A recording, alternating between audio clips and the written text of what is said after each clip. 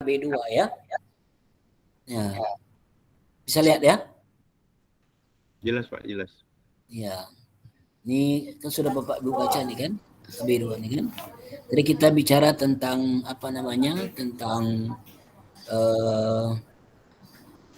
tafsir takwil tadi ya. Ya. Sekarang kita bicara mengenai tafsir bil maksur, tafsir bil ra'i dan tafsir bil isyari nanti kan ada lagi tafsir tahdili dan tafsir mawdu'i. Saya dalam buku saya sebut istilah dengan super tafsir namanya dia. Mengelompokkan ini tafsir bil maksur, bil ra'i, ada lagi bil isyari. Suaranya tadi. Suara ya. Silakan Pak. Dengar suaranya? Saya dengar jelas. Jelas ya? Jelas Pak, kalau saya jelas. Oke, tunjukkan. Ya baik. Sendat. Sendat ya? Jaringan itu Bu. Jaringan mungkin barangkali. Iya, punya Ibu tuh jaringan Pak. Jadi ada di sini tafsir bil maksur, tafsir bil ra'i, ya kan? Ada lagi satu bil isyari namanya itu ya. Satu lagi namanya. Kalau saya sebut dalam buku satu istilahnya dengan istilah sumber tafsir itu dia. Jadi menafsirkan Quran dengan riwayat itu ya, dengan maksur. Ya kan yang riwayat, kalau ra'i dengan pendapat sendiri dia, gitu kan. Ada lagi di sini kajian mengenai tafsir tahlili dan tafsir mawdu'i. Ini adalah lebih kepada metode tafsir. Ini nomor 2 itu adalah metode tafsir ya. Metode yang dapat kita gunakan untuk menafsirkan Al-Quran. Ada tahlili, ada namanya mawdu'i ya. Seperti itu dia. Bisa dibaca di capai pembelajaran di sana dan masih mampu menyimpulkan tafsir bil maksud itu apa, harus kita kuasai. Nah itu pengertiannya apa, biroi itu apa, tahlil itu apa, mawdu itu apa, itu kan kita kuasai hendaknya dia. Sekarang kita tengok di apa itu tafsir bil maksur. Ada dua istilah di sini dia kan, ada tafsir bil maksur namanya, ada juga istilah tafsir bil riwayah namanya. Jadi penafsiran apa namanya bil maksur sama dengan istilah maknanya dengan tafsir bil riwayah dia. Apa pengertiannya kedua tafsir itu dia? Ya, tafsir bil maksur bil riwayah adalah menafsirkan Quran berdasarkan riwayat. Ya kan? Jadi menafsirkan Quran berdasarkan riwayat gitu kan.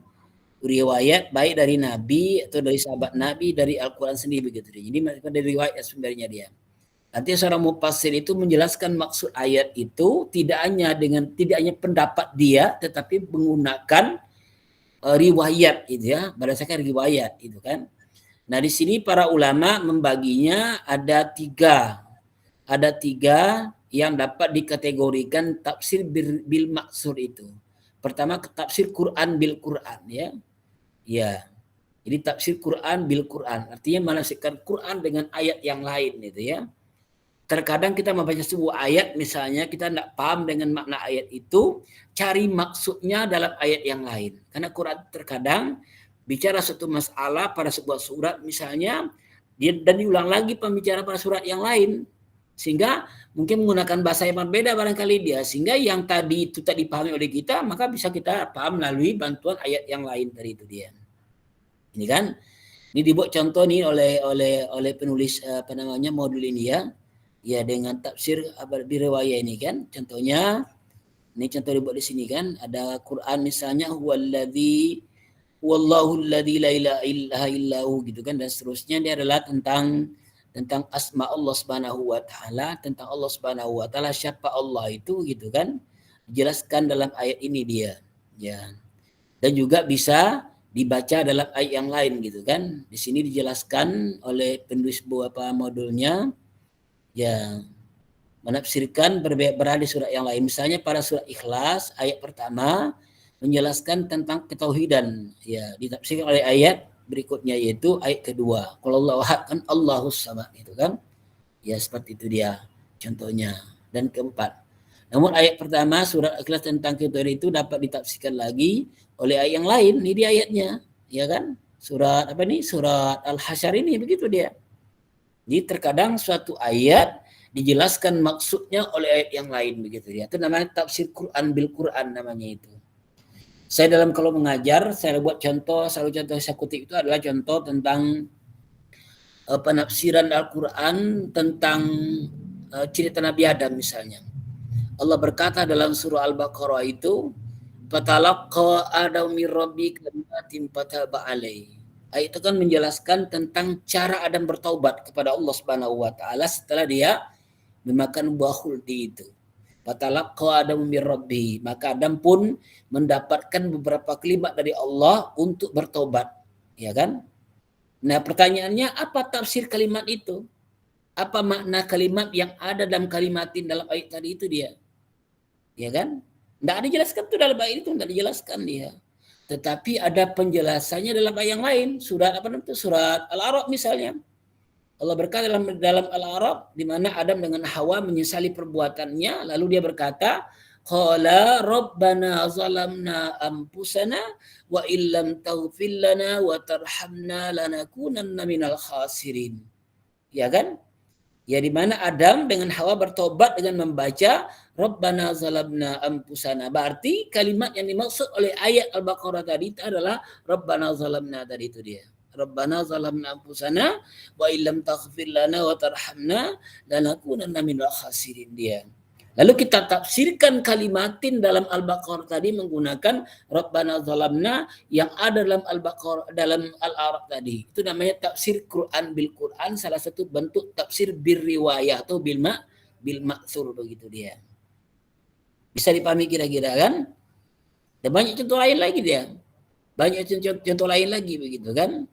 Contoh lain misalnya tentang apa namanya? Tentang takaburnya iblis kepada Nabi Adam. Kan ada kan ketika dalam sejarah dalam Al-Baqarah dijelaskan itu, dan sejarahnya ketika dulu Allah ciptakan Nabi Adam, lalu Allah suruh malaikat sujud kepada Adam, mereka sujud tapi iblis menolak sujud, mau sujud dia. Dikatakan dalam ayat itu aba wastakbara. Iblisnya enggan, wastakbar dan takabur dia kepada Adam.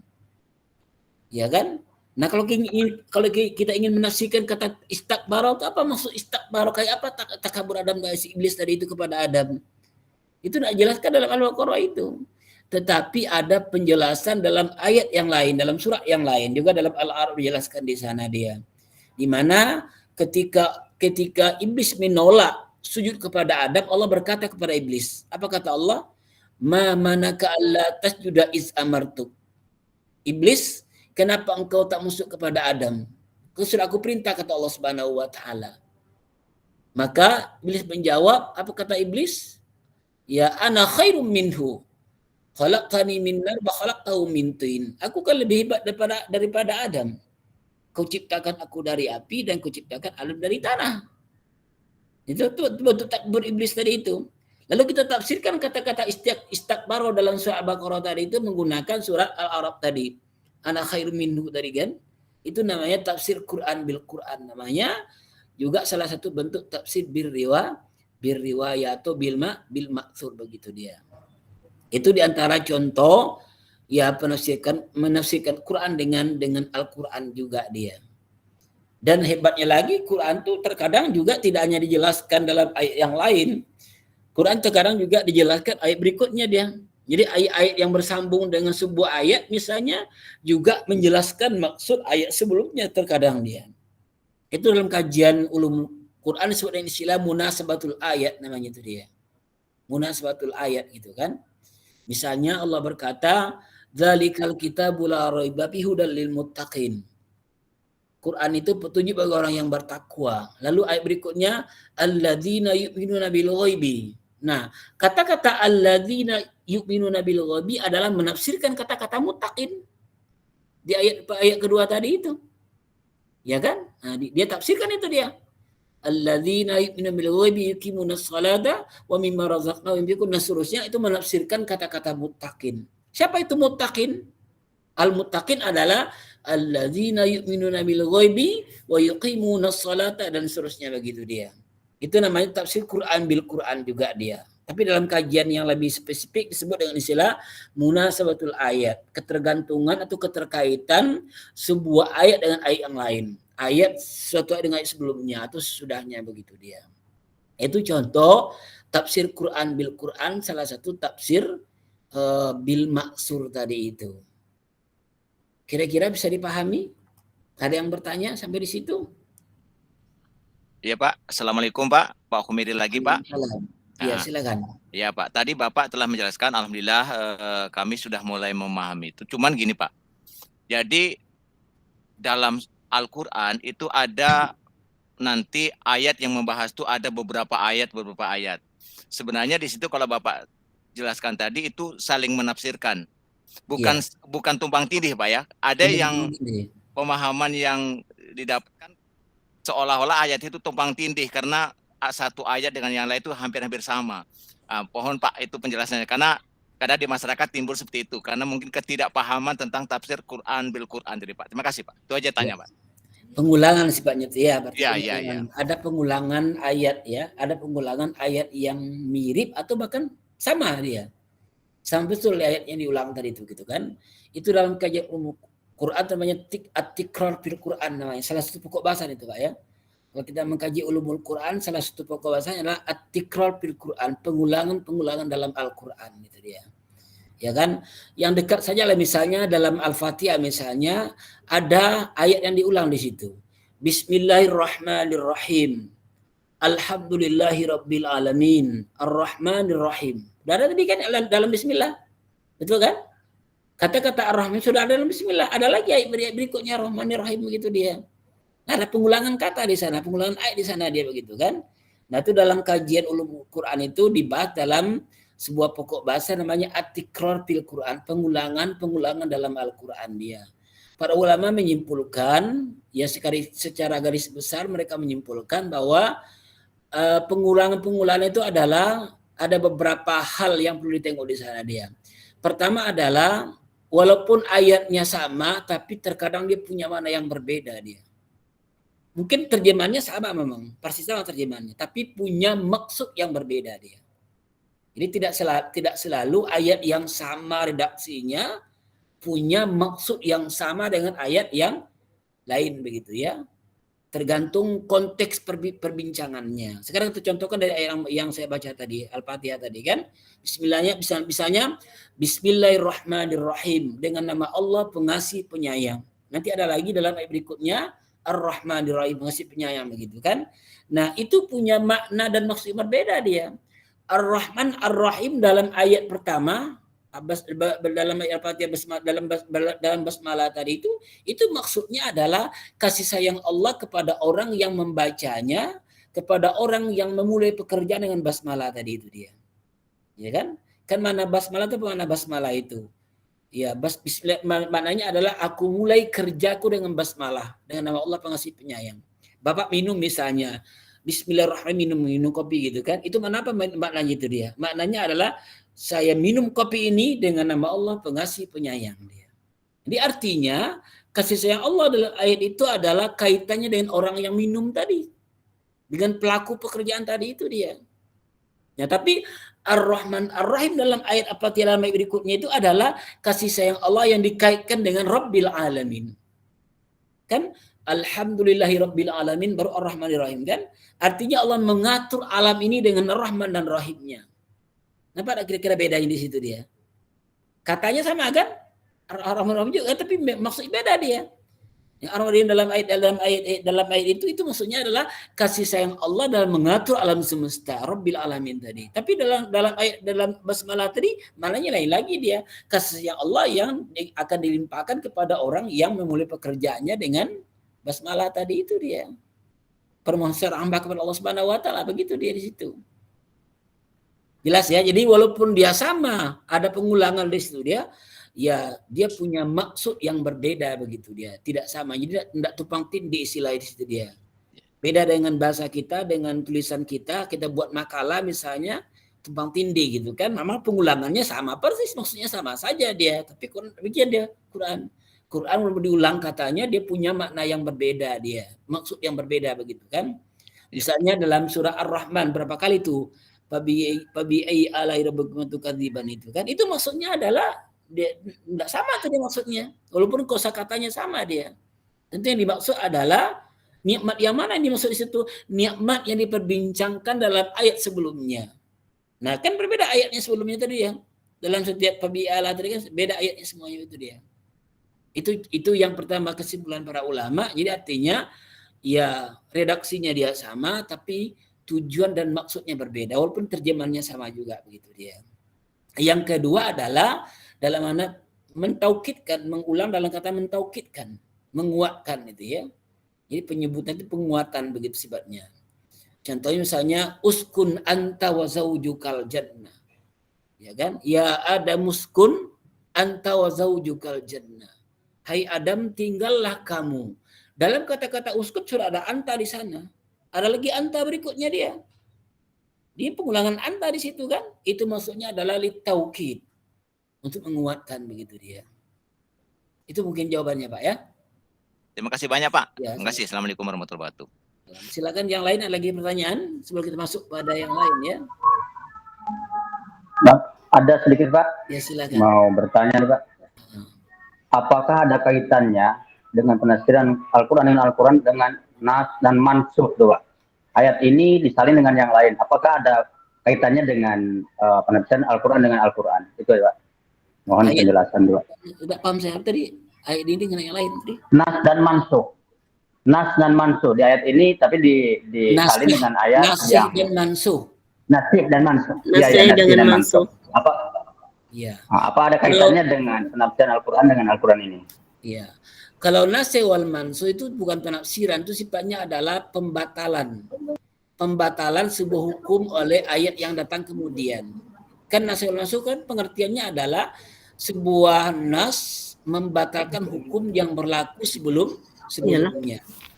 Dan biasanya adalah pesannya berbeda dia. Nas yang datang kemudian itu adalah berbeda dengan nas yang datangnya duluan.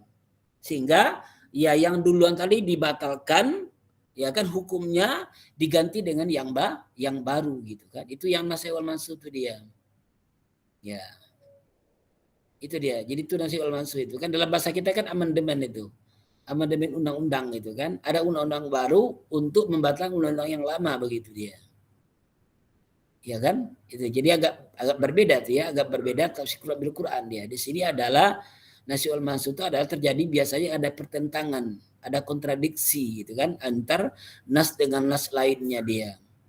Kontradiksi itu ya bukan menyebutkan perbedaan dengan hukum yang sebelumnya. Contohnya para ulama buat itu contohnya di antaranya adalah tentang iddah wanita. Ada ayat mengatakan walladzina yatawaffawna minkum yazaruna azwajan wasiyatan li azwajihim mata'an ilal hauli wa ikhraj. Di situ dijelaskan orang yang meninggal suaminya, wanita meninggal suaminya, dia mesti menjalankan masa iddah selama 1 tahun namanya. Wasiyatan ilal haul tadi kan setahun namanya dia. Ada lagi yang turun juga yang mengatakan arba'ata wa asyar itu kan. 4 bulan 10 hari. Walladzina yatawaffawna minkum yazaruna azwajan yatarabbasna arba'ata asyhur wa asyra. Menunggu selama 4 bulan 10 hari dia. Nah, ini mana yang duluan turun ayatnya nih? Ya ternyata para orang mengkajinya lebih dulu turun ayat yang setahun tadi ketimbang yang 4 bulan 10 hari. Maka dengan demikian ayat yang 4 bulan 10 hari tadi adalah membatalkan hukum yang dikandungi oleh ayat yang mengatakan setahun tadi itu dia. Itu nasih wal mansuh contohnya begitu dia. Oke ya. Jadi tidak kepada tafsir tapi lebih kepada pembatalan hukum dengan hukum yang datang baru melalui ayat yang turun baru tadi kan atau yang turun lebih kemudian daripada ayat yang pertama tadi begitu dia. Ismail sila panjang Pak. Ya silakan. Nah, ini barangkali ini tafsir yang perlu dikaji juga oleh Bapak Ibu sekalian ini Pak. Karena permasalahan ini sepertinya sangat urgen kalau saya melihat Pak. Iya. Mengenai tafsir tentang Al-Quran yang tentang menjelaskan tentang poligami itu Pak. Itu gimana tuh Pak? Membenarkan atau hukumnya itu gimana Pak? Demikian Pak, terima kasih. Ya kalau poligami sudah masuk ke tafsir jadi yang tidak daripada ulumul Quran lagi dia tafsir itu ya, poligami itu. Berarti jelas ya Pak ya? Ya masuk ke tafsir itu mengkaji Al-Quran langsung tuh kan bukan ulumul Quran itu dia gini ya. Nah memang poligami itu dalam fikih memang dibenarkan dalam Islam tak dilarang dia. Kan jelas itu kan. Pankihuma tawalakum minan nisa'i masna sulasu ruba' itu kan. Silakan menikahi wanita itu 2, 3 atau 4 orang. Silakan. Kalau tidak melarang itu. Itu dibolehkan poligami dalam Islam begitu dia. Dan bahkan penyebutannya 2 pertamanya tidak 1 kan. Pankihuma tawalakum masna dulu. Ya kan? 2, 3 atau 4. Kalau kamu tidak sanggup 1 aja cukup kata Tuhan. Nah, berarti poligami dulu sebut. Bukan monogami yang awal disebut di situ dia. Ya kan? Jadi itu hal yang tak dibantah itu tidak ada perbedaan di sana tuh ya. Itu qat'i itu ya. Qat'i para mufassir semuanya memang poligami dibolehkan begitu dia. Cuman orang-orang yang liberal, mereka yang sekuler ya mereka agak ini ya coba mereka mencari-cari alasan poligami itu dilarang gitu kan. Islam kan membolehkan poligami itu dia. Tapi memang syaratnya adalah adil. Misalnya begitu dia. Sanggup dan adil. Sanggup memberikan belanja kepada istri dan juga adil dia. Kalau tidak bisa berlaku adil tidak boleh. Kan dijelaskan dalam ayat berikutnya itu kan. Ya kan kalau kamu tidak sanggup ada kata Allah Subhanahu wa taala maka tidak boleh poligami. Itu dia. Kalau tidak sanggup ya tidak boleh poligami begitu dia. Oke? Oke Pak, siap Pak. Ya, mungkin lebih tajam silakan baca dalam fikih atau dalam tafsir tentang itu dan surah An-Nisa itu kan awal An-Nisa. Baik, kita lanjutkan dengan tafsir Quran bil hadis ya, salah satu bentuk tafsir bil maksur tadi ya. Tafsir Quran bil hadis artinya menafsir Quran dengan keterangan dalam hadis Nabi. Ya kan? Quran kadang-kadang bicara mujmal ya. Membicarakan sifatnya global, tidak rinci dia. Maka hadis kadang-kadang merinci dia sehingga kita menjadikan Quran hadis itu menafsirkan Al-Quran tadi. Contoh saja misalnya Aqimis salata liduluki syamsi la ghasaqil laili Qur'an al-fajr gitu kan. Ya, dirikanlah salat itu karena sudah tergelincir matahari gitu kan. Ya. Lalu itu kan umum sifatnya dia. Berdirikanlah salat sampai kalau matahari sudah tergelincir gitu kan, begitu dia. Nah, kalau kita pertanyakan misalnya salat apa itu tergelincir matahari itu kita kerjakan? Ya kan? Berapa rakaat dia? Gitu kan? Enggak dijelaskan dalam ayat itu dia. Yang masih global, masih umum, masih mujmal dia enggak jelaskan dalam ayat itu dia. Maka hadis menjelaskan kata Nabi ya di sini sallu kama raaitumuni usalli. Salatlah kamu kalau sebagaimana kamu nengok aku salat kata Rasulullah. Nah, Rasulullah sudah menjelaskan bahwa tergelincir matahari itu ada 2 waktu di sana dia yaitu zuhur dan asar. Wasaqil laili juga 2 situ dia maghrib dan isya begitu dia. Baru Quran al-Fajri. Makanya ketika dulu ada orang mengatakan misalnya Quran hanya menyebutkan 3 waktu sholat itu kan. Ada dengar dulu di YouTube itu banyak yang ngomong itu ya. Hanya 3 waktu sholat itu. Sholat tergelincir matahari, sholat ghasaqil laili, gelap malam, dan sholat subuh. Hanya 3 kata dia gitu kan. Itu karena dia hanya memahami Quran secara mujmal tanpa bantuan hadis. Itu akibatnya dia. Kita perlu kepada hadis Nabi. Memahami ayat Quran tadi itu dia. Ya tidak semua ayat Quran itu rinci dia. Perlu kita kepada keterangan Nabi begitu dia. Nah, oleh sebab itu ya kita perlu menafsirkan Quran dengan hadis tadi itu. Nah, penafsir Quran dengan menggunakan hadis disebut dengan istilah tafsir Quran bil hadis ya. Ya tafsir Quran bil hadis. Yang salah satu bentuk tafsir bil riwayat atau bil maksur juga begitu dia. Itu dia kan? Itu contohnya. Jadi memang tidak sedikit dalam ajaran Islam itu yang memang kalau kita ambil dari Quran saja kita mungkin tidak bisa amalkan Islam dengan baik tanpa bantuan hadis Nabi begitu kan. Tidak hanya masalah salat juga yang lain-lain itu. Banyak sekali ibadah-ibadah hukum-hukum Islam lainnya atau ibadah-ibadah lainnya yang tak mungkin kita kerjakan dengan sempurna tanpa dibantu oleh hadis Nabi begitu dia. Gitu ya. Jadi perlu penjelasan hadis itu. Maka ingkar sunnah itu tidak tepat itu ya. Dia ketika orang mengingkari hadis kan ada sekelompok orang yang mengingkari hadis itu kan. Ya ujungnya dia tidak akan dapat mengamalkan Islam dengan baik. Kalau hanya Quran pedoman dia. Maka perlu hadis kita pedoman diri dia. Salah satu fungsi hadis adalah menafsirkan Al-Quran yang belum jelas maknanya oleh kita gitu kan. Maka hadis berfungsi menjelaskan itu dia. Disebut dengan istilah tafsir Quran bil hadis. Ya salah satu bentuk tafsir bil maksur tadi begitu dia. Oke. Lalu berikutnya adalah tafsir Quran. Ya, di sini hanya 2 disebutkan oleh penulis penulis modul ini.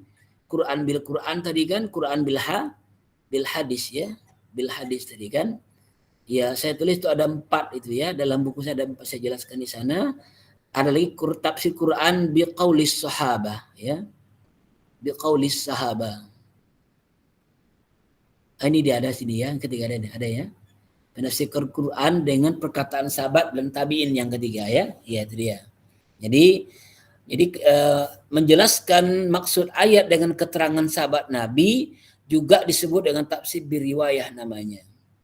Ya kan? Jadi artinya kita bisa merujuk kepada pendapat sahabat Nabi, bagaimana sahabat menafsirkan, bagaimana Abu Bakar menafsirkan, Umar menafsirkan misalnya, atau tabi'in juga seperti itu, ya kan, murid-muridnya para sahabat Nabi, bagaimana kami menjelaskan ayat tadi itu, kita jadikan sumber kita menjelaskan ayat itu pendapat sahabat dengan pendapat tabi'in tadi itu namanya juga tafsir bil riwayah atau bil maksud tadi itu. Jadi menjelaskan maksud ayat atau menafsirkan ayat berdasarkan keterangan Nabi, sahabat Nabi dan tabi'in juga termasuk dalam kategori tafsir bil riwayah atau bil maksud begitu dia. Jelas ya? Ya, itulah kira-kira bentuk-bentuk tafsir bil riwayah atau bil ma'thur gitu kan. Sekarang kita bicara tentang tafsir bil ra'yi ya, bil ra'yi ya, atau bid dirayah ya, bil ra'yi juga disebut dengan bid dirayah. Maksudnya adalah kalau tadi menafsirkan Quran dengan riwayat tadi, kalau yang sekarang adalah menafsirkan Quran dengan ijtihad mufassirnya. Dia menjelaskan maksud ayat tidak berdasarkan Quran, tidak berdasarkan hadis Nabi, tidak merujuk kepada qaul sahabat tabi'in, tetapi hasil ijtihadnya sendiri. Itu namanya tafsir bid dirayah atau birra'yi namanya dia. Jelas ya? Jadi ya ada juga pola penafsiran yang sifatnya adalah menggunakan pendapat sendiri, tidak merujuk kepada riwayat-riwayat yang ada tadi itu. Disebut istilah tafsir bid dirayah atau birra'yi namanya dia. Ya kan? Itu pengertiannya dia. Jadi para ulama ya di belakangan misalnya mereka berijtihad, kadang-kadang ya banyak juga kadang-kadang ayat itu tidak dijelaskan oleh ulama sebelumnya. Tidak ada maksud ayat, tidak ada penafsiran ayat itu dijelaskan oleh sahabat Nabi misalnya. Kan sahabat Nabi belajar tafsir kan enggak kayak kita belajar langsung semuanya, enggak begitu dia. Nabi mengajar sahabatnya tentang tafsir adalah sesuai apa yang mereka tidak paham saja, yang mereka tanya saja. Kalau mereka diam, mereka tidak tanya, Nabi tidak jelaskan juga gitu. Jadi yang Nabi jelaskan kepada mereka apa yang mereka tanyakan gitu kan. Ya. Maka dengan demikian ya banyak sekali ayat-ayat yang kadang-kadang tidak jelas penafsiran dan maksudnya dalam karya-karya tafsir klasik misalnya. Maka muncullah ijtihad di belakang menafsirkan ayat tadi itu. Yang sumbernya bukan dari Quran, bukan dari Nabi, tapi dari hasil ijtihad para mufassirnya. Disebut dengan istilah tafsir birra'yi atau bil dirayah dia. Jadi boleh aja. Kita boleh menafsirkan Quran itu, tapi memang mengikuti syaratnya dia mufassir tadi itu. Ada syarat-syaratnya. Ya kan, syarat-syaratnya adalah menguasai bahasa Arab, menguasai balaghah gitu kan.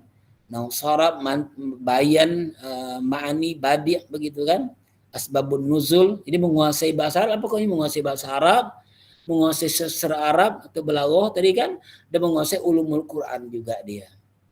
Ya kan, semua aspek-aspek yang berkaitan dengan ulumul Quran. Sebab kalau nanti dia tidak kuasai ilmu-ilmu itu bisa menjadi salah penafsirannya. Ya kan? Jadi ketika dia sudah menguasai ilmu-ilmu tadi itu, dia boleh berijtihad, bisa berijtihad memahami ayat tadi itu berdasarkan ilmu-ilmu tadi itu. Jadi artinya alat ijtihadnya adalah yang tadi, ilmu-ilmu tadi itu ijtihadnya. Ulumul Arabiyah, ulumul Quran gitu kan, usul fikih dan sebagainya. Itu alat ijtihadnya dia. Tapi kalau seandainya dia tidak punya alat, lalu dia tafsirkan dengan pendapatnya semata, itu namanya sama orang buat rumah itu kan, buat rumah enggak tahu, enggak punya ilmu buat rumahnya, nanti apa yang terjadi itu? Yang terjadi adalah bahan bakunya habis, rumah enggak jadi. Roboh rumahnya, Pak. Juga roboh rumahnya begitu dia. Jadi mesti ada alat dia. Nah, alat itu diantaranya yang tadi dia, ya kan?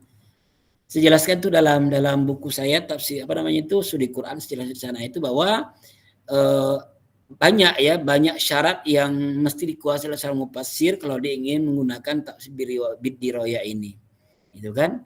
Di antaranya menguasai ilmu pengetahuan tadi itu, berikutnya lain menguasai apa namanya itu dia seorang yang soleh, orang yang bertakwa kepada Allah. Orang integritas pribadinya bagus gitu kan. Itu dia. Jadi ada syarat pribadinya, ada syarat akademiknya dikuasai dia. Kalau tidak bagus ibadahnya, tidak bagus kesolehannya, nanti bisa dia simpangkan mana ayat tadi itu. Ya kan? Dia misalnya walaupun ilmunya dalam, kuasai bahasa Arab segala macamnya, tapi dia memang orang suka ke dunia bisa begitu kan? Pokoknya apa yang ada dia mau korbankan demi dunianya gitu kan. Termasuklah nafsir tadi itu. Dia nafsirkan Quran boleh macam-macam sesuai dengan selera permintaan misalnya. Dikasih uang begitu besar ke dia begitu kan. Itu namanya integritas pribadinya tidak baik. Dan dia tidak layak sebagai mufassir. Kalaupun dia tafsir kita boleh terima hasil tafsir dia begitu. Jadi mesti ada syarat itu, syarat integritas pribadinya. Kedua adalah syarat akademiknya tadi itu dia. Kalau dia menggunakan tafsir bid-dirah atau bir-ra'yi ini kan. Nah, makanya dalam kajian tafsir atau ulumul Quran, para ulama membagi nih ada dua bentuk bid-dirah atau bir-ra'yi ini. Pertama adalah yang sifatnya mazmumah tercela, yang kedua adalah sifatnya adalah mahmuda terpuji. Jadi ada tafsir bir-ra'yi yang sifatnya mahmuda terpuji, artinya bagus, bisa diterima hasil penafsirannya. Ada yang mazmumah tercela, tidak baik hasil penafsirannya dia. Apa standar baik dengan tidak baik tadi itu? Pertama adalah alat tadi. Alat tadi itu yang dia gunakan mulai integritas pribadinya tadi itu. Yang kedua adalah produknya ya, apa hasil penafsirannya. Ada tidak bertentangan dengan akidah atau dengan hukum-hukum yang sudah qat'i misalnya. Kalau ada bertentangan berarti adalah tercela penafsirannya begitu dia. Itulah kira-kira tentang tafsir bid-diraya atau bir-ra'yi ya. Ada yang bertanya? Pak, boleh Ya silakan. singgung Pak. Silakan. Kalau kita lihat Pak dalam kenyataan di masyarakat begini Pak. Kan membayar zakat fitrah itu kan 2 sak, gandum atau kurma. Lalu nanti dijelaskan oleh hadis sama. Tapi kenyataan di kita di Indonesia itu kan tidak dengan gandum dan kurma, tapi dengan beras atau hal-hal yang ada kaitannya. Apakah itu dikatakan tafsir bil Quran al hadis ditambah dengan tafsir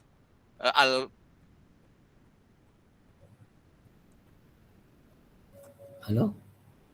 Ya Pak? Iya. Ya, Iya, kalau itu tidak termasuk pada tafsir, itu masuk kepada kaidiyat fikih itu namanya. Oh gitu Pak ya. Kaidiyat fikih. Kalau dalam tafsir tadi disebutkan itu dia gandumnya itu dia. Kan ampiku min thayyibati ma kasabtum. Itu ma itu kan lafaz am itu kan. Dalam Al-Qur'an kan ya ayyuhalladzina amanu ampiku min thayyibati ma kasabtum wa mimma akhrajna lakum minal ard. Hai orang-orang yang beriman, zakatkanlah apapun yang kamu usahakan dan apapun hasil bumimu kata Allah Subhanahu wa taala. Iya. Nanti situ disebutkan gandum di sana ma guna kata dia. Lapas ma itu lapas am itu dia. Dalam kajian sulfiki lapas am dia. Kalau lapas am berarti semuanya, semua benda, tidak hanya gandum gitu dia. Oke ya?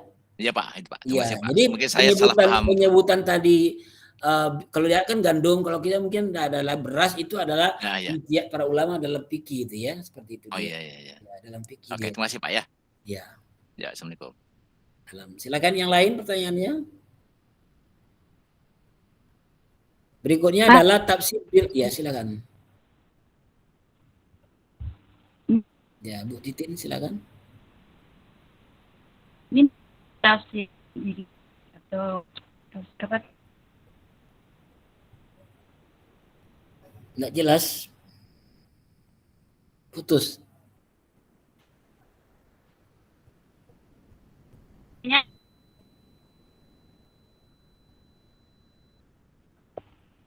pertama itu yang keduanya itu tercela. Ya, Pak. Ya.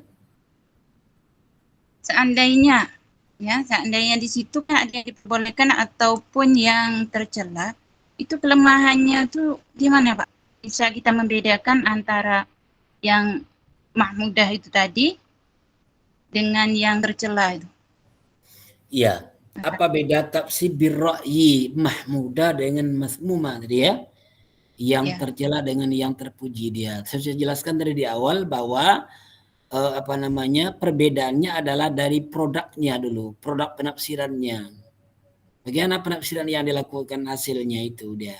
Kalau bertentangan dengan hal yang disepakati oleh para ulama, berarti dia adalah tercela. Ya kan? Bertentangan akidah ya berarti tercela penafsirannya dia. Biroi tercela berarti dia gitu kan. Tapi kalau tidak bertentangan dia gitu kan, ya bisa memudah dia begitu kan. Tapi makanya ada dua standar tadi ya. Pertama adalah produk tafsir seperti apa. Bertentangan enggak dengan kepercayaan kita pada umumnya gitu kan, atau para ulama, ijma para ulama gitu kan. Yang kedua adalah perangkatnya tadi itu. Perangkatnya. Dia punya ilmu dalam bidang itu dah. Ilmu akademiknya tadi itu dia miliki enggak dia? Kalau tidak, mungkin betul di hasil ijtihadnya, tapi adalah dia berbuat salah di sana karena dia berbuat sia-sia tadi kan. Artinya dia berbuat sia-sia, tidak ada ilmunya, maka dia berijtihad juga tidak boleh begitu dia. Ilmu sudah dikuasai dia begitu. Ya kan? Maka dikatakan dalam riwayat yang lain misalnya man fassara al-Qur'ana bi ra'yi falyatabawa maq'adahu minan nar. Orang yang menafsirkan Quran dengan pendapatnya saja tanpa didukung oleh ilmu-ilmu tadi, gitu kan? Maka tempat yang pantas bagian neraka Allah Subhanahu wa taala kata Nabi itu dia.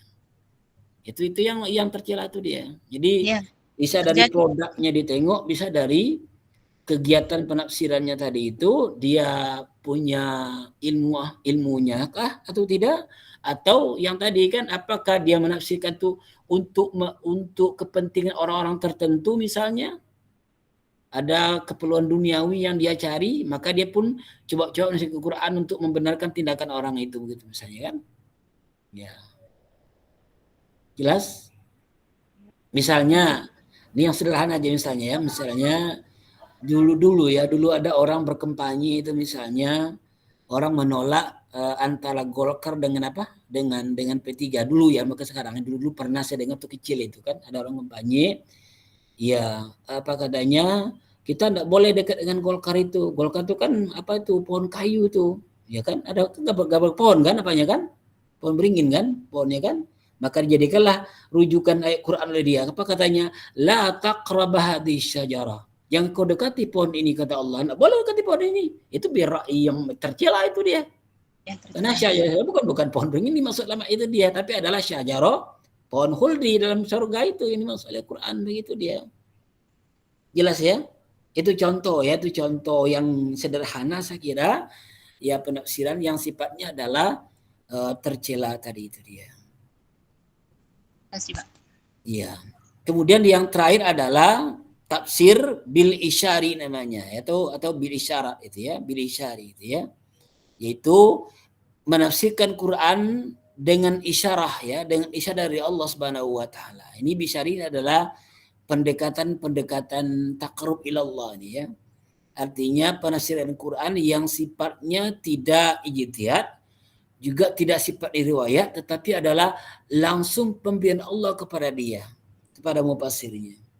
Mungkin mufassirnya dekat dengan Allah, orang soleh, orang takwa dia, maka Allah berikan kepadanya pengetahuan tentang Al-Quran sehingga dia bisa jelaskan maksud ayat yang mungkin berbeda dengan orang lain begitu kan. Itu dia. Itu namanya bil isyari namanya itu dia. Walaupun kadang-kadang tidak langsung nampak pada ayatnya penafsirannya tadi itu. Contohnya yang dilakukan oleh siapa tuh? Oleh Ibnu Abbas misalnya ketika turunnya ayat An-Nasr ya. Idza jaa nasrullah wal fathu itu kan. Kalau kita tengok tafsir biasanya ayat itu kan jelaskan tentang penaklukan kota Mekah itu dia. Nabi menang menaklukan kota Mekah. Ini artinya kemenangan Nabi, kemenangan Islam penaklukan kota Mekah itu sebagai pemberian dari Allah Subhanahu wa taala dia. Gitu kan, itu maksud ayatnya surah An-Nasr itu.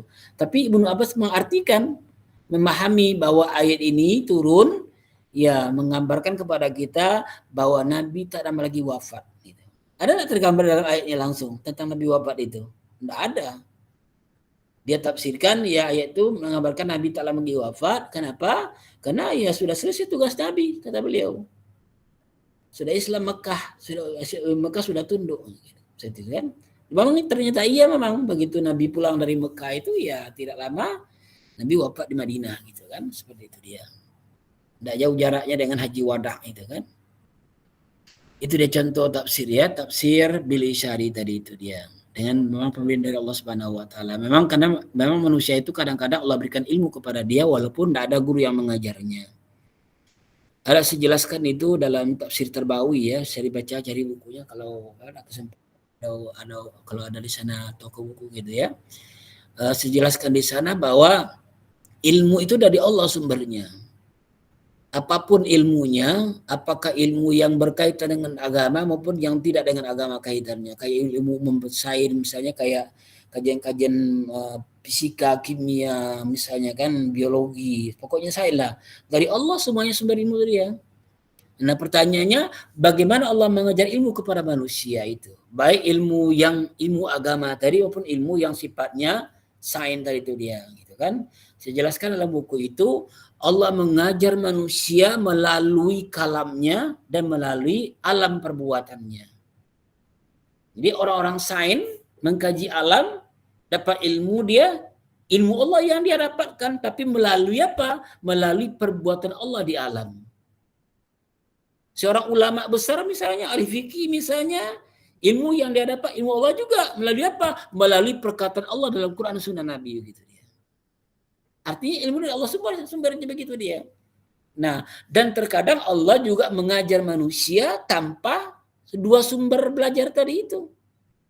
Jadi Quran sumber belajar untuk menguasai agama dan alam sumber belajar untuk menguasai sains. Dua-duanya dari Allah dia datangnya begitu dia. Nah, tetapi kadang Allah juga memberikan ilmu kepada manusia tanpa mempelajari dua sumber tadi itu. Dalam istilah lain kita dengan ilham namanya atau wahyu bagi para nabi gitu kan. Quran pun menggambarkannya seperti itu. Allah katakan misalnya allama bil qalam, allama al insana ma lam ya'lam. Allah mengajar dengan qalam, dengan media. Allah mengajar apa yang tidak manusia ketahui. Itu bisa langsung di sana Allah berikan ilmu kepada manusia tanpa belajar begitu dia. Jadi artinya ya tafsir bil isyarah ini adalah ya pemberian Allah langsung kepada kepada mufassirnya. Sehingga bisa menjelaskan maksud satu ayat begitu dia. Tanpa dari sumber-sumber yang ada tadi itu. Itulah kira-kira pembagian tafsir tadi ya. Dari segi apa? Dari segi kalau saya bilang dari segi sumber tadi itu ya. Segi sumber. Kalau sini kategori tafsir tadi kan dalam buku ini dalam modul ini ya. Tapi ada syarat memang di syaratnya ya. Syarat-syarat diterimanya tafsir bil isyari itu dia. Ini syarat-syaratnya dia.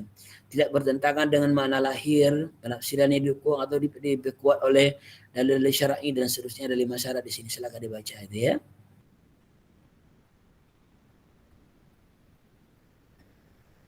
Ada lagi pertanyaan? Kalau tidak kita masuk kepada metode tafsir ya. Metode tafsir. Ya. Metode adalah cara yang dapat kita gunakan untuk menafsirkan Al-Quran dia. Para ulama membagi itu ada 4 cara. Ada tafsir tahlili namanya.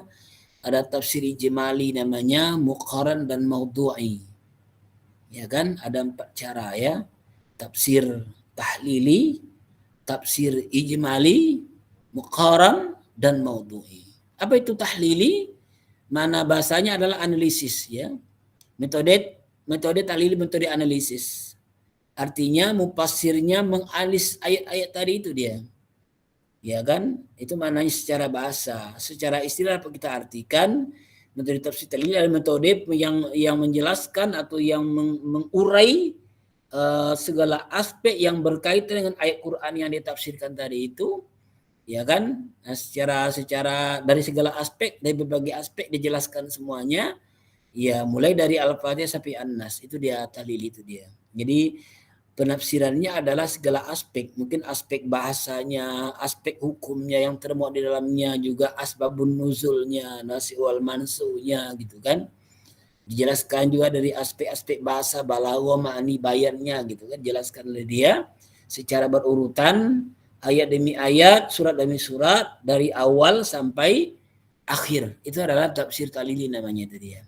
Nah, para ulama klasik kebanyakan menggunakan tafsir Talili ini dia. Kayak At-Tabari misalnya, At-Tabari tafsir Al-Qurtubi misalnya tuh menggunakan tafsir Tahlili dia begitu dia. Ya, ini dijelaskan di sini dia nama-nama tafsir Tahlili itu.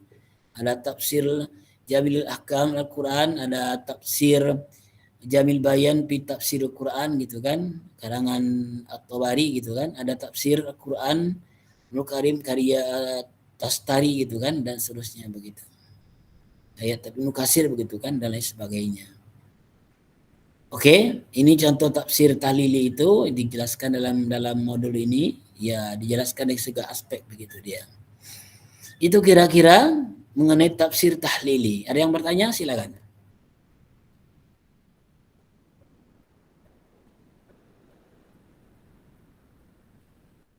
Silakan, Bu Titin. Ya, ini memang di tafsir Tahlili ini kan memang para ulama dulu menggunakan tafsir Tahlili ya, banyak kan. Ya. Ini ada kelemahannya tak Pak menurut tafsir ini? Ya, metode itu tetap aja ada kelemahan dan kelebihannya itu ya. Ya, mungkin apa kelemahan Tahlili ini? Ya, di antara kelemahan Tahlili ini adalah dia tidak bicara semua satu persoalan secara utuh, secara komprehensif gitu ya. Contohnya cerita Nabi Adam tadi misalnya dalam Al-Baqarah itu. Tak dijelaskan dengan utuh tuh karena dia masih ada yang lain penjelasannya dalam surah yang lain begitu dia. Ini tidak utuh dia penjelasannya. Tidak komprehensif penjelasannya. Karena dia hanya menjelaskan ayat yang sedang dia tafsirkan. Gitu kan, seperti itu dia. Itu di antara kelemahannya. Yang kedua adalah, kelemahannya lagi adalah menggunakan waktu yang lama. Khatam Qur'annya ditafsirkan. 30 juz kan, ditafsir semua dia begitu. Dari awal sampai akhir begitu. Itu di antara kelemahan tafsir Tahlili ini. Dan kelebihannya juga ada. Apa kelebihannya? Kelebihannya adalah kita tahu segala aspek yang berkaitan dengan ayat. Kita tidak hanya memahami maksud secara umum, tapi juga mungkin memahami asbab nuzulnya, aspek bahasanya, balaghahnya, makni bayannya, musyabbah segala macamnya begitu dia kan. Musta'arlah musta'arminnya begitu kan. Alaqah segala macamnya dia. Itu apanya keuntungannya, kelebihannya begitu dia. Oke, Bu Titin? Ya Pak, terima kasih. Ya. Lalu berikutnya ijmali ya. Ijmali kebalikan dari yang dia Tahlili tadi itu. Artinya seorang mufassir menggunakan metode ini adalah tidak menganalisis. Dia hanya menjelaskan secara umum, secara global maksud ayat, tidak detail penjelasannya. Di antaranya adalah tafsirnya adalah di antaranya seperti karya tafsir Jalalain misalnya kan, karangan Asyuti kan, Jalalain. Ada contoh di sini dibuat oleh pembuat modul nih kan. Nah contoh ini kan Ar-Rahmanur Rahim. Nah, kan sedikit cuma misalnya ai zir rahmati wa iratil khairil ahlihi. Itu pengertiannya. Rahmanur Rahim itu kan. Apa itu Rahmanur Rahim? Adalah orang Allah tuh yang punya rahmat dan dia punya kehendak kebaikan bagi ahlinya, ya kan? Bagi ahlinya begitu dia. Ini kan singkat penjelasannya itu dia. Tapi kalau kita baca yang Tahlili, ini jelaskan Rahman Rahim itu bedanya apa? Jelaskan detail oleh mereka itu dia. Kalau secara bahasa kan dijelaskan itu bahwa kedua kata ini adalah punya kata dasar yang sama. Rahimah dengan Rahimah juga. Ar-Rahman, ya kata dasarnya Rahimah. Rahim juga seperti itu dia. Itu dijelaskan itu kalau kita menggunakan tafsir Tahlili. Ya kan dijelaskan detail dia. Ya mungkin kosakata kata dasarnya sama, lalu apa beda makna antara Rahman dengan Ar-Rahim itu dia jelaskan dengan tuntas dengan detail oleh mufassirnya itu kan, maka dia menjadi tafsir Tahlili dia. Tapi kalau dalam ijmali apa nih penjelasan cuma sedikit aja oleh dia. Kalau tidak salah dalam tafsirnya itu dalam tafsir Ibnu Katsir banyak penjelasan dalam Rahim ini kan. Kalau kita baca tafsir Ibnu Katsir karena di Tahlili ini banyak penjelasan oleh beliau, oleh pengarang tafsirnya tentang mana Ar-Rahman dengan Ar-Rahim itu. Dia mulai dari kosakatanya yang sama, asal katanya yang sama gitu kan. Kemudian menjadi Rahman dia. Apa beda Rahman dengan Ar-Rahim? Jelas kalau dia itu dia. Ar-Rahman itu amsilah mubalaghah, ya kan? Sedangkan Ar-Rahim adalah timbangnya al-fa'il, maknanya sama dengan nama-nama itu. Dengan makna fa'il gitu ya. Jadi tidak amsilah mubalaghah dia begitu dia. Nah, lalu apa konsekuensinya amsilah mubalaghah tadi itu Ar-Rahman ini? Konsekuensinya adalah karena dia sangat, berarti di sini mana Ar-Rahman sangat sayang artinya. Allah itu sangat sayang, sangat kasih kepada hambanya. Saking sangat kasihnya, termasuk juga yang dia kasih orang yang tidak beriman kepadanya. Maka begitu penjelasan kan? Luas itu kan? Tahlili namanya begitu dia. Jadi itu mana mubalaghah itu dia, istilah mubalaghah. Itu dijelaskan tuh dalam tafsir tahlili itu dia. Jadi sangat kasih, ya maka saking kasihnya dia juga mengasihi orang-orang yang tidak beriman kepadanya begitu dia. Apa bukti Allah kasih kepada orang tidak beriman kepadanya? Ya buktinya tidak pernah dia stok udara atau oksigen misalnya dari rumah-rumah atau dari tempat tinggalnya orang-orang tidak beriman misalnya. Di Amerika misalnya atau di Israel misalnya. Adalah kita dengar di stok di sana udara? Tidak ada kan? Nah, itu dia contohnya dia. Ada rahman Allah di sana. Ar-Rahim adalah kasih Allah yang diberikan kepada hamba yang beriman kepadanya begitu dia. Nah, itu jelasnya tuh dalam kajian tafsir tahlili. Dalam tafsir tahlili tadi itu gitu. Nah, kalau di sini kan sih masih singkat penjelasannya. Maka namanya metode ijmali namanya dia. Oke, jadi global sifatnya dia. Kemudian muqaran ya, komparatif membandingkan ya, tafsir muqaran membandingkan. Ya, ada 3 pola tafsir muqaran ini, ada membandingkan ayat dengan ayat, membandingkan ayat dengan hadis Nabi atau antara karya tafsir yang ada ya, itu yang muqaran itu dia, komparatifnya, membandingkan dia. Ya, sudah kita singgung sedikit tadi ini, sekira mungkin kita tidak tambah lagi. Kemudian yang berikutnya tafsir maudhu'i ya, tematik gitu ya, maudhu'i. Ini beda dengan yang 2 sebelumnya, 3 sebelumnya ya. Maudhu'i adalah metode tematik, artinya menafsirkan Quran berangkat dari tema. Ya, persoalan yang kita kaji dia. Artinya ketika menggunakan tematik ini, ya seorang mufassir tidak menafsirkan semua ayat Al-Quran.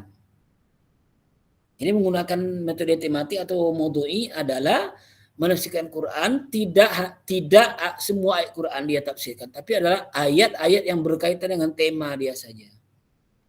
Ya kan, dengan temanya dia saja. Misalnya dia mengkaji Quran, misalnya dia mengkaji Quran tentang apa? Tentang sosok guru misalnya, ya kan, dalam Al-Quran. Maka dicarilah ayat-ayat yang berkaitan dengan guru saja. Itu namanya ya metode tematik. Yang ditafsirkan ayat-ayat yang berkaitan Quran dengan guru saja. Ya, saya ada beberapa karya menggunakan tafsir tematik ini ya, bisa baca artikel saya itu di Google. Ada judulnya, ada apa itu?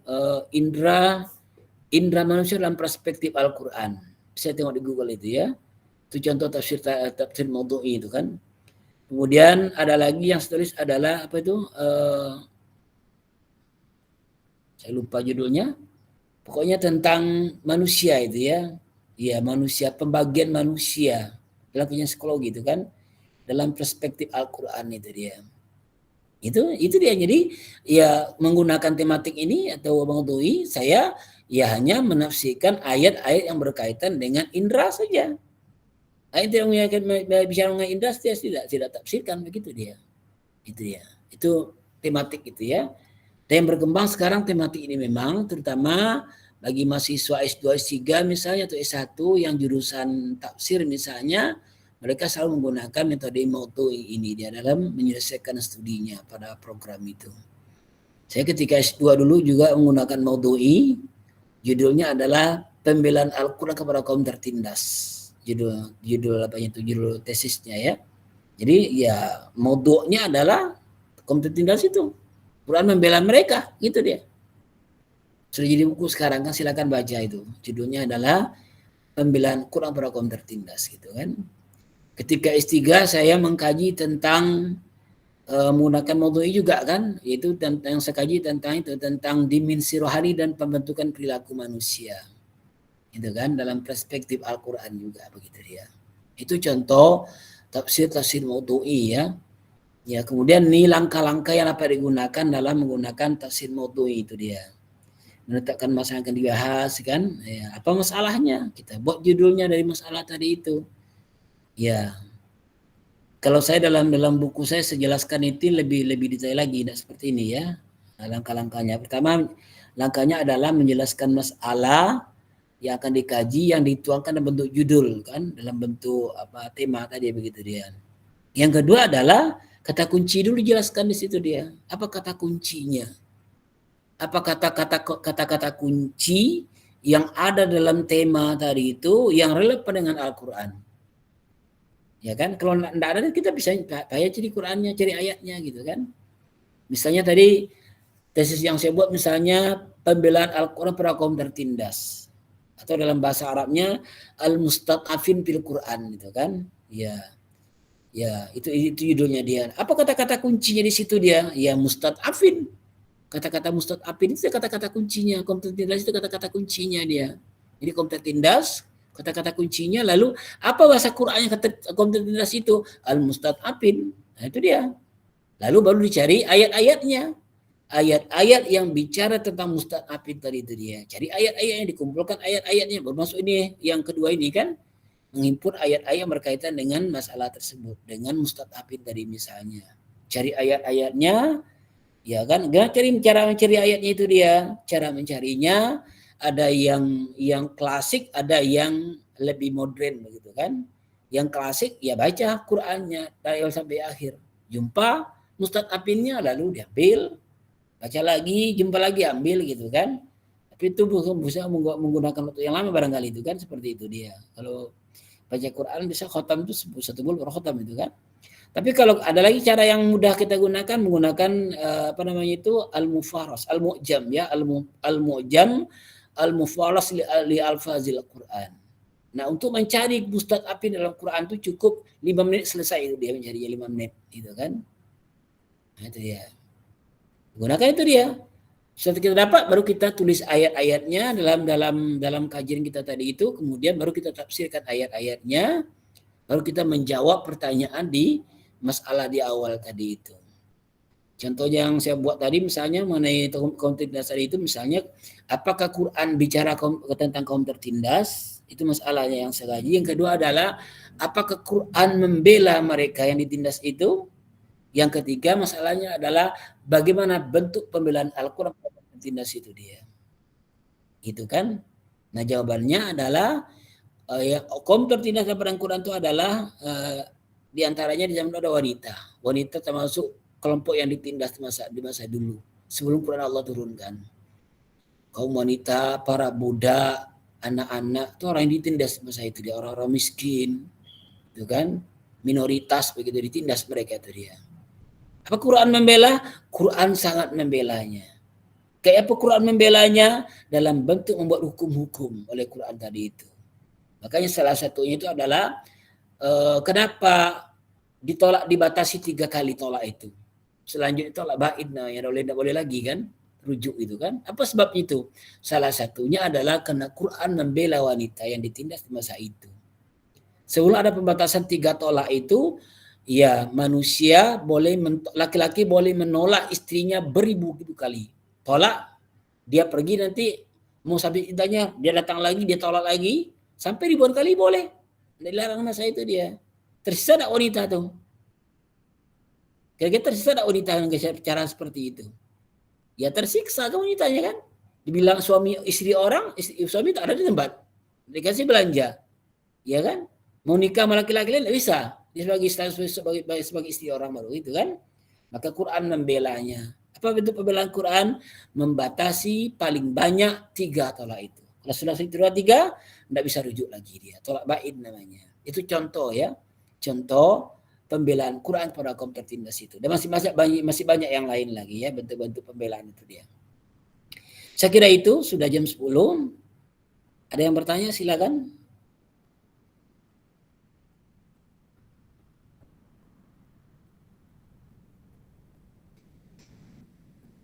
Enggak ada? Paham semua kira-kira? Apa ngantuk atau gimana kan kawan? Ayo Bapak Ibu, silakan.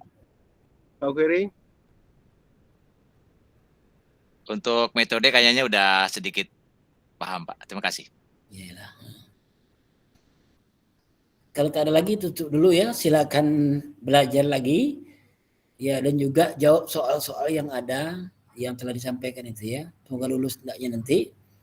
Ya, kami berharap hendaknya Bapak-bapak Ibu semua hendaknya enggak ada yang gagal hendaknya ya. Semuanya lulus hendaknya dalam PPG ini gitu ya. Insyaallah, insyaallah. Ya, tentu mesti Oh, iya, Pak. tentu rajin belajar ya, rajin belajar, banyak baca buku. Ya tentu kalau bisa jangan hanya buku modul yang dibaca, juga baca buku-buku lainnya itu ya. Ya untuk mengomentari, menjawab, menganalisis soal-soal yang disampaikan itu kan di link itu kan. Tinggal jawab aja begitu ya.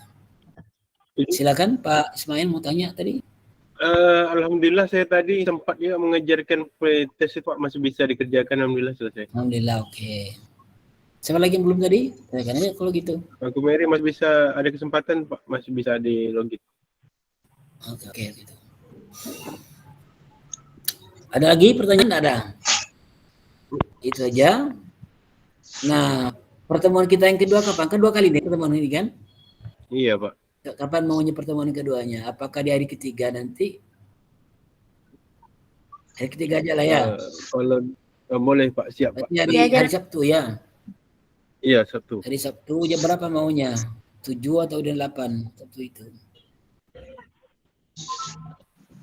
Seperti ini boleh juga Pak, seperti biasa. 8 tadi ya. Iya. Oke, sepertinya 8 ya. Kalau gitu nanti Pak Ismail buat linknya ya. Siap Pak, siap Pak. Siap. Buat linknya nanti kalau gitu. Ya tentu selama 3 hari ini Bapak dengan belajar ulumul Quran selalu kan. Selama 3 hari ini kan tentu fokus ke situlah. Iya Pak. Dan juga tugas-tugas yang tadi sampaikan itu di link itu silakan dibuat semua biar enggak gagal nantinya gitu ya. Kita berharap hendaknya dari UIN, berharap hendaknya ya kalau bisa 100% dulu semuanya hendaknya gitu kan. Amin, amin. Mohon doa juga Pak kami. Kalau 3 kemarin itu 86% lulusnya kita. Dari 103 itu 86% lulusnya kemarin kan begitu. Hendaknya kalau bisa tahun ini lebih hendaknya. Kalau bisa 100%, 90% hendaknya bisa lulus gitu ya. Amin, amin, amin. Itu tidak hanya dari kami sebagai pengajar juga yang paling berperan itu Bapak Ibu semua sebagai peran yang menguasai kajian ini, ilmu ini begitu dia.